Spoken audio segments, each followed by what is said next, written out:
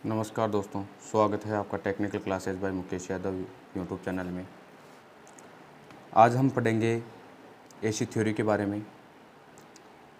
AC theory के बारे में कुछ क्वेश्चन है, आज उनके बारे में देखते हैं। जो अपने एसी थ्योरी में जो पहला क्वेश्चन है उसके बारे में देखते हैं। सब्सटेंस की इकाई क्या है? जो सब्सटेंस होता है उसकी इकाई क्या होती है? तो सब्सटेंस की इकाई होती है महो। जो प्रतिरोध होता है, प्रतिरोध की इकाई क्या होती है? ओम होती है। तो इसका राइट आंसर क्या है अपना? सब्सटेंस की इकाई क्या होती है? महो।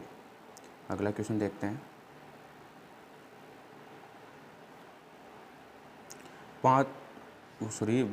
प्रेरकत्व कुंडली का प्रतिरोध क्या होगा जो 240 वोल्टेज पर 5 एम्पियर धारा ले 50 हर्ट्ज आपूर्ति, 50 हर्ट्ज आ रहा है, फ्रिक्वेंसी आ रहा है, तो फ्रिक्वेंसी का मतलब हो गया अपने यहाँ पर एसी विद्युत धारा, 50 हर्ट्ज फ्रिक्वेंसी। और इस वक्त शक्ति जो HP होती है वो कितनी है? 0.8 HP का गुणांक बता रहा है। तो इसमें देखो अपने पूछ क्या रहा है? प्रेरकत्व कुंडली का प्रतिरोध पूछ रहा है, तो इसमें रेजिस्टेंस होगा। रेजिस्टेंस का जो सूत्र होता है वो क्या होता है अपना? रेजिस्टेंस ज्ञात करने के लिए होता है R बराबर V/I। ये किसके अकॉर्डिंग होता है? ओम के नियम के अकॉर्डिंग। यदि R का मान इसमें अपने को दे नहीं रखा है, R का मान ज्ञात करना है, वोल्टेज और विद्युत धारा का मान दे रखा है, तो V का कितना है? 240 अपॉन कितना है? 5। इसको काटेंगे, 5 एकम 5, 4 पंजो 20 और 4 और 0 8 पंजो 40। कितना आ जाएगा? इसका आंसर आ जाएगा 48। ये देखो वाट है, वाट नहीं, यहाँ पर क्या आएगा? ओम आएगा। जो ओम का सिंबल आता है वो आएगा, वाट नहीं आएगा। तो इसका हो जाएगा सही आंसर 48। अगला क्वेश्चन देखते हैं।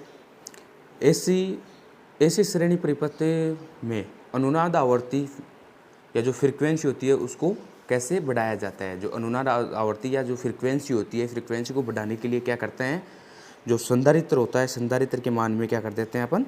कमी कर देते हैं। यदि संधारित्र के कैपेसिटेंस का मान यदि कम करेंगे तो जो आवृत्ति है, आवृत्ति का मान क्या होगा? बढ़ेगा। यदि संधारित्र का मान बढ़ाया जाता है तो फ्रीक्वेंसी का मान को क्या होगा? कम होगा। आगे देखते हैं। अगला क्वेश्चन है,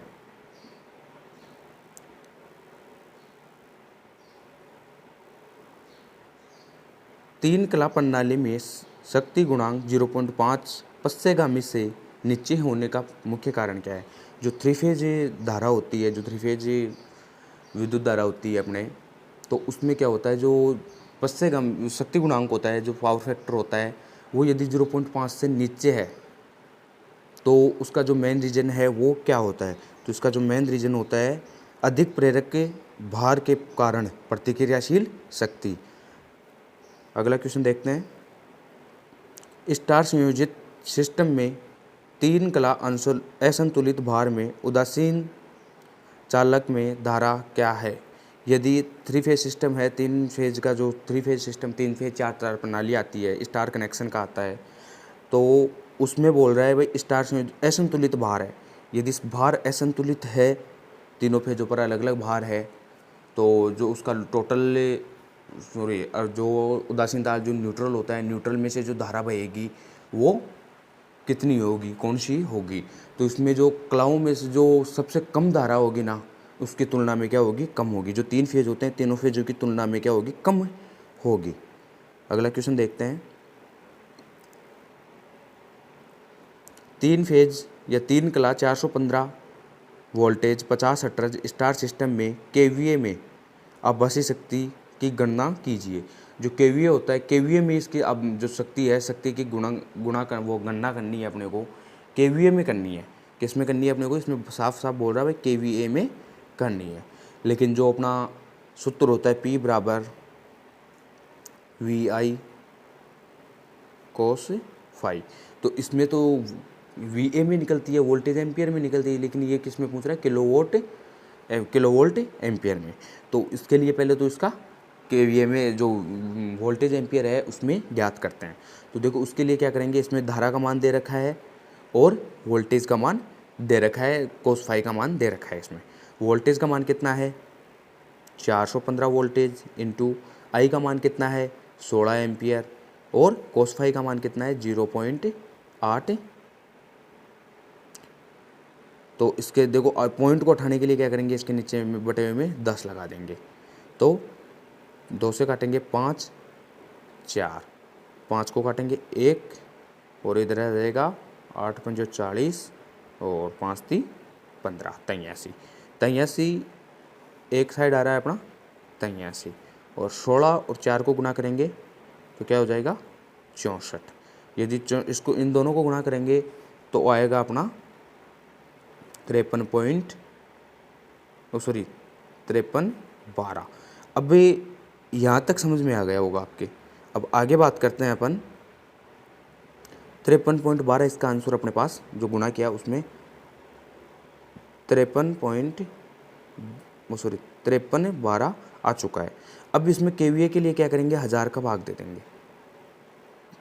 यदि किलो में निकालना है तो किलो के लिए क्या करेंगे, 1000 का भाग दे देंगे। तो 3 पॉइंट छोड़ के 1 2 3 छोड़ देंगे तो इसमें का आंसर है वो 5.3 केवीए आ जाएगा। इसका ऑप्शन डी राइट आंसर है। अगला क्वेश्चन करते हैं। अगला क्वेश्चन है 3 क्लब बिजली मापन में 2 वाट मीटर W1 व W2 की रीडिंग क्या होगी यदि पावर फैक्टर 0 है। यदि पावर फैक्टर का मान 0 है तो जो दोनों वाट मीटर है उनकी रीडिंग क्या होगी। तो इनकी जो W1 और W2 के बराबर होगी लेकिन विपरीत संकेतों के साथ। बराबर दोनों मीटर में जो रीडिंग होगी वो रीडिंग तो समान होगी लेकिन क्या होंगे, एक दूसरे के संकेत क्या होंगे, विपरीत होंगे। अगला क्वेश्चन देखते हैं 240 वोल्टेज का आरएमएस के लिए वोल्टेज का अधिकतम मूल्य क्या होगा। मतलब जो अधिकतम वोल्टेज होते हैं वो कितने होंगे। तो इसके लिए क्या करेंगे अपन, आरएमएस मान कितना होता है, आरएमएस मान होता है 0.707, ये सबको पता है। तो इसके लिए सूत्र काम में आता है वोल्टेज अपॉन आरएमएस मान। तो इसका कैसे निकालेंगे, वोल्टेज दे रखा है इसमें 240 अपॉन 0.707, इसको काटेंगे तो इसका आएगा लगभग 339.5 के समथिंग। तो इसका जो ऑप्शन सी है वो क्या हो जाएगा, राइट आंसर हो जाएगा। अगला क्वेश्चन देखते हैं। एसी सर्किट में रिएक्टिव पावर होती है उसका सूत्र क्या होता है। तो रिएक्टिव पावर का सूत्र सीधा सीधा है PR हो गया रिएक्टिव पावर बराबर VI sin फाई। जो इसका ऑप्शन डी है वो क्या होगा, करेक्ट होगा। अगला क्वेश्चन देखते हैं। R = 5, XL = 36 और XC = 24 है तो परिपथ में प्रतिबाधा की गणना कीजिए। जो प्रतिबाधा की बात कर रहा है, प्रतिबाधा क्या हो गया, इम्पीडेंस की बात कर रहा है। प्रतिबाधा इम्पीडेंस की बात कर रहा है तो इम्पीडेंस का सूत्र क्या होता है अपना, Z = √R² प्लस कोष्टक XL - XC का होल स्क्वायर। तो इसमें R भी दे रखा है अपने को, XL और XC भी दे रखा है। R का मान कितना है इसमें, R का मान दे रखा है 5, तो 5 का क्या हो जाएगा स्क्वायर प्लस XC का मान कितना है, XL का मान कितना है 36 और XC का मान कितना है 24 का होल स्क्वायर और इसका अंडर रूट आ जाएगा। 5 को 5 से गुना करेंगे 25 आ जाएगा प्लस 36 में से 24 घटाएंगे 12 आ जाएंगे और 12 का होल स्क्वायर। आगे देखते हैं 25 आ गया तो 25 को ऐसे कैसे रखेंगे, प्लस 12 का होल स्क्वायर कितना होता है 144 और इनका रूट, दोनों को जोड़ेंगे कितना आएगा 169 रूट। 169 कितने का होता है, 13 का होता है। किसका होता है, 13 का। तो उसमें जो ऑप्शन सी है वो करेक्ट हो जाएगा, 13 इसके आंसर आ जाएंगे। अगला क्वेश्चन देखो एकल फेज एसी परिपथ में कालांतर कितना होगा? जो एसी फेज होता है, सिंगल फेज एसी होता है, उसका जो फेज अंतर होता है वो कितना होता है? तो वो होता है अपना 90 डिग्री। अगला क्वेश्चन देखते हैं। स्टार संयोजित सिस्टम में लाइन वोल्टेज तथा फेज वोल्टेज के बीच में संबंध। जो स्टार कनेक्शन होता है, स्टार कनेक्शन में लाइन वोल्टेज और फेज वोल्टेज होता है, उन दोनों के बीच में जो संबंध होता है वो क्या होता है?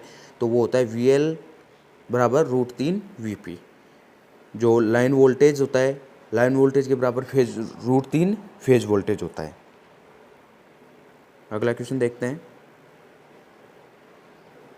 3000 वाट संतुलित भार है, 3000 वाट है और संतुलित भार है, 0.8 शक्ति गुणांक पर स्टार संयोजित 3 कला 415 वोल्टेज 50 हर्ट्ज आपूर्ति है। तो इसमें देखो वाट है, 3000 वाट है, अब पहले बोल रहा है संतुलित भार है और 0.8 पश्चेगामी जो शक्ति गुणांक है वो 0.8 है और फेज कितना है, जो सॉरी वोल्टेज कितना है 50 हर्ट्ज, सॉरी वोल्टेज कितना है 415 वोल्टेज है। तो जो इसका होगा वो देखते हैं। तो इसका आंसर निकालने के लिए कौन सा सूत्र काम में लेंगे? P बराबर VI कोस फाई। पावर ज्ञात कर रहा है ये, तो इसमें देखो इसमें पावर अपने को दे रखी है, लेकिन इसमें धारा ज्ञात करनी है। तो इसको जो सूत्र है, सूत्र को अपन क्या कर लेंगे? पक्षांतर करेंगे या चेंज कर लेंगे। तो I बराबर क्या आएगा? P/COS कोस फाई इंटू V। क्या आ जाएगा? Cos phi into V। तो अपने को इसमें पावर दे रखी है कितनी? 3000 अपॉन कोस फाई का मान दे रखा है 0.8 और वोल्टेज का मान कितना है? 415। वोल्टेज का मान कितना दे रखा है? 415। तो अब देखो इसको करते हैं, सोल्व करेंगे। पॉइंट को उठाने के लिए नीचे 10 आएगा, वो ऊपर की संख्या में चला जाएगा। काटते हैं इसको, 4 5 5 को काटते हैं, 5 एकम 5 और यहाँ पर 8 से 415 को काटते हैं तो 8 पंजे 40 और 5 × 15 83। आ गया कितना अपना? 3000 अपॉन 83 इंटू 4। अब इसको काटते हैं 2 से, 2 आ गया, 1500 आ गया और अभी इस ऊपर को 1500 काटते हैं, एक बार कट गया और ऊपर आ गया 750। 750 में यदि 83 का भाग देते हैं, 750 में यदि 83 का भाग देते हैं तो अपना आता है इसमें 15.62। कितना आता है इसमें? 15.62 इसका आंसर आएगा। तो इसका राइट आंसर इसमें ऑप्शन है, ऑप्शन में नहीं दे रखा है, तो इसका जो राइट आंसर वो कितना आएगा? 15.62 आएगा।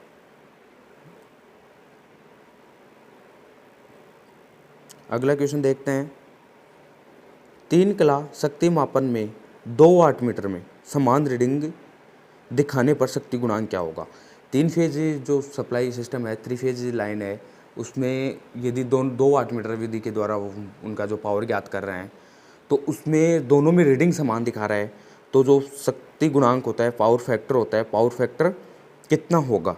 तो पावर फैक्टर कितना होगा? उसमें 1 होगा। अगला क्वेश्चन देखते हैं। 24 ओम प्रतिरोध वाली कुंडली के शक्ति गुणांक की गणना कीजिए जो 5 एम्पियर धारा 240 वोल्टेज 50 हर्ट्ज एसी आपूर्ति ले रही है। देखो इसमें बोल रहा है इसका जो शक्ति गुणांक ज्ञात करना है इसमें, तो क्या करेंगे अपन? शक्ति जो पावर है, पावर ज्ञात करनी है। पावर में देखो एक चीज़ देखो, इसमें अपने को दे क्या क्या रखा है? प्रतिरोध दे रखा है, धारा दे रखी है, वोल्टेज दे रखा है, तीनों चीज़ें दे रखी हैं।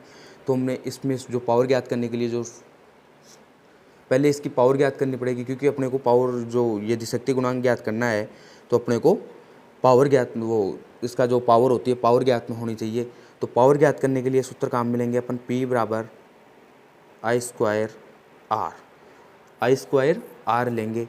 तो P बराबर 5 इंटू 5 इंटू 24, 25 इंटू 24 आ जाएगा, 25 इंटू 24। यदि 25 को 24 को गुणा करेंगे तो 600 आएगा। तो अपने को यहाँ से पावर का पता चल चुका है, 600 आ रही है। पावर कितनी आ रही है? 600। तो अब पावर भी है अपने पास, सब कुछ है, तो cos फाई निकालना है। तो cos फाई के लिए क्या, कौन सा सूत्र काम में लेंगे? cos फाई बराबर P/VI। पावर कितनी निकाली थी अभी हमने? 600 निकाली थी। V कितना है यहाँ पर? वोल्टेज का मान है 240 इंटू धारा कितनी है? 5। 0 से 0 काट दो, 5 एकम 5 और 12 पंजियों 60, 12 एकम 12, 12 दूनी 24। तो कितना आ जाएगा यहाँ से? 1/2 या 0.5। तो इसका जो राइट आंसर होगा वो ऑप्शन सी में दे रखा है 0.5। अगला क्वेश्चन देखते हैं।